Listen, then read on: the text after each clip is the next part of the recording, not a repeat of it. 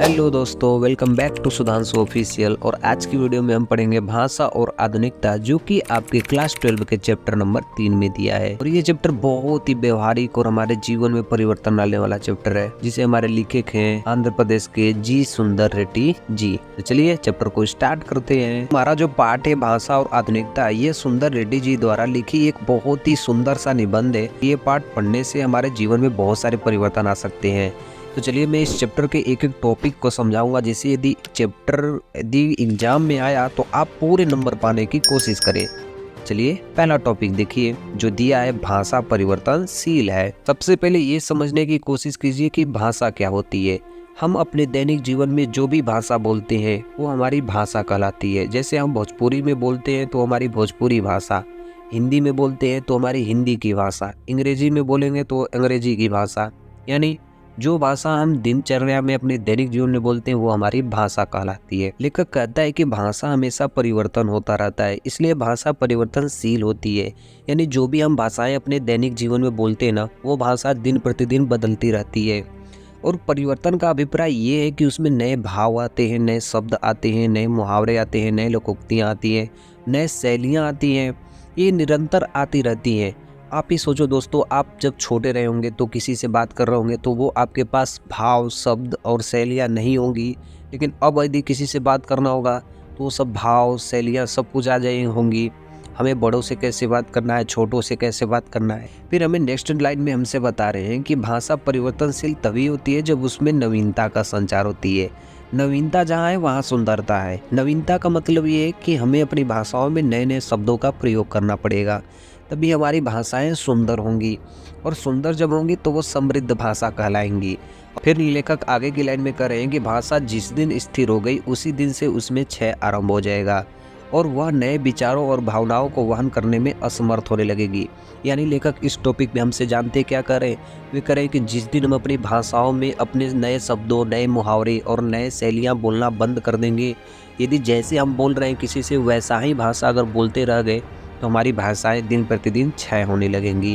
यानी उसकी वैल्यू क्या होने लगेगी, कम होने लगेगी। इसलिए हमें किसी से भी यदि बात करना है या जब भी हम किसी से बात करें तो उसमें नए शब्द हो, नए मुहावरे हो, नए लोकोक्तियाँ हो, नए सम्मान हो, तभी हम अपनी भाषा को एक नई ऊंचाई तक ले जा सकते हैं, जिससे हमारी भाषा में बहुत ज़्यादा विस्तार हो। इसके बाद हम नेक्स्ट टॉपिक पढ़ेंगे कि भाषा को संस्कृति से कैसे जोड़ा गया है।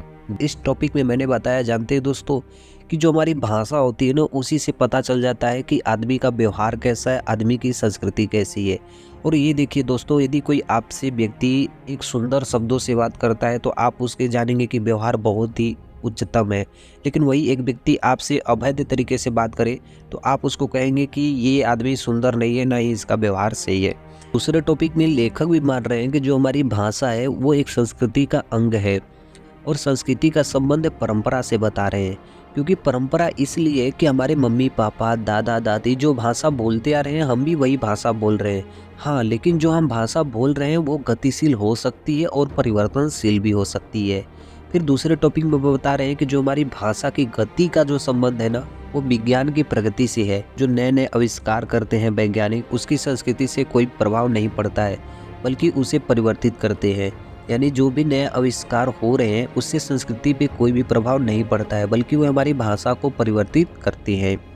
फिर यहाँ पे कहा गया है कि जो भी वैज्ञानिक आविष्कार होते हैं वे संस्कृति में हलचल उत्पन्न करती है। किसी भी संस्कृति में वे हलचल उत्पन्न करती है। हमारा दूसरा टॉपिक और दूसरे टॉपिक हमने पूरी तरीके से आपको समझा दिया। अब इस चैप्टर का जो तीसरा टॉपिक है बहुत इंपॉर्टेंट होने वाला है। तो देखिए, भाषा में हम परिवर्तन किस तरह से संभव कर सकते हैं। इस टॉपिक में बता रहे हैं ना कि हम अपनी भाषा को कैसे परिवर्तन कर सकते हैं, यानी अपनी भाषा में नए शब्द, नए भाव और नए शैलियाँ कैसे ला सकते हैं। लेखक यहाँ पे मानते हैं कि भाषा को युगानुकील बनाने के लिए, यानी भाषा को सुंदर बनाने के लिए किसी विशेष व्यक्ति या समूह का प्रयत्न होना चाहिए। कि कोई ऐसा व्यक्ति जो आपके अगल बगल बहुत सुंदर भाषाओं बोलता हो, उसकी जगह पे जाके उसे सीखना चाहिए। या हमें ऐसे समूह में रहना चाहिए जहाँ पे बहुत अच्छी अच्छी भाषाएं बोली जाती हैं, तो हम वो भाषा जल्दी ही सीख जाएंगे। और वास्तव में दोस्तों, हम जहाँ रहते हैं हम उसी भाषा को बोलना प्रारंभ कर देते हैं। यदि आप अपना घर और परिवार छोड़ के कहीं और आप जाइए और वहाँ पे देखिए, आप वो भाषा बोलने लगेंगे जहाँ पे, जिस समाज में आप रह रहे हैं। फिर उसके बाद बता रहे हैं कि हालांकि भाषा की गति स्वाभाविक होने के कारण विशेष की अपेक्षा नहीं रखती है, लेकिन प्रयत्न विशेष के कारण परिवर्तन गति तीव्र हो सकती है। यानी कि भाषा की गति किसी विशेष व्यक्ति पर निर्भर नहीं करती है, हम बस उसकी भाषाओं को सीख सकते हैं, लेकिन जो बोलने की गति होती है, जो बोलने की शैली होती है, वो सिर्फ हमारे अंदर ही होती है। यानी हम कितना भी किसी की भाषाओं को सीख लेंगे, लेकिन हम उसकी तरह नहीं बोल पाएंगे। लेकिन जो हमारी गति है, जो हमारा परिवर्तन है, जिस प्रकार से हम बोलते हैं, वो हमारे ऊपर डिपेंड करता है। फिर हमारे नेक्स्ट टॉपिक में बताया जा रहा है, हमसे लेखक स्पष्ट कहते हैं कि जो भाषा की साधारण इकाई है ना, वो शब्द है, क्योंकि शब्दों से ही मिलकर हमारी भाषाएं बनाई जाती हैं। यदि शब्द ही नहीं रहेंगे तो कोई भी भाषा बनेगी ही नहीं। इसलिए जब शब्द नहीं रहेंगे तो कोई भी भाषा का अस्तित्व भी नहीं होगा। भाषा शब्दों के स्तर पर विकास करती है। हम अपने दैनिक जीवन में बहुत सारी भाषाएं बोलते हैं, जैसे बहुत सारे लोग हिंदी बोलते हैं, बहुत सारे लोग उर्दू बोलते हैं, कोई अरबी, कोई फारसी, कोई विदेशी भाषाएं भी बोलते हैं।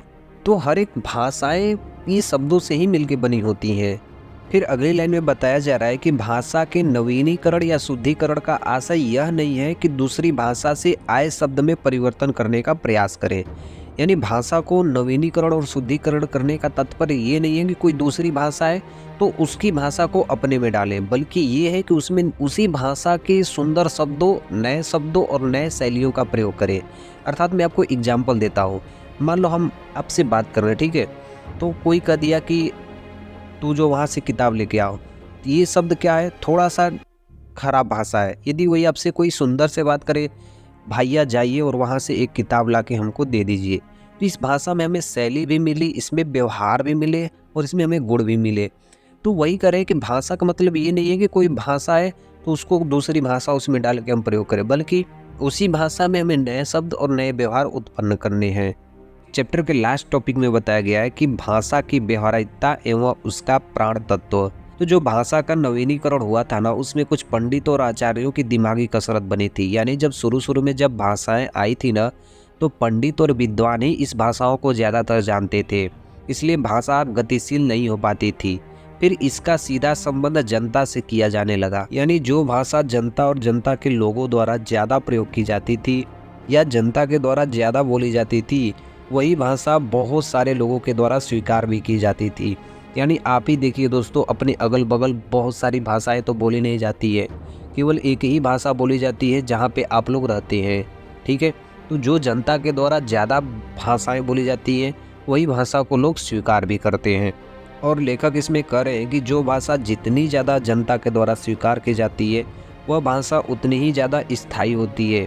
और साथ ही साथ भाषा में आधुनिक युग से ही अनुकूल तभी आ पाती है जब भाषा में नए व्यवहार उत्पन्न होते हैं। तो फाइनली दोस्तों, चैप्टर हमारा यहीं पे एंड होता है और इस चैप्टर को मैंने बहुत ही अच्छी तरीके से आप लोग को समझाया हूँ, जिससे आपकी एग्जाम बहुत ही अच्छी तरीके से जाए।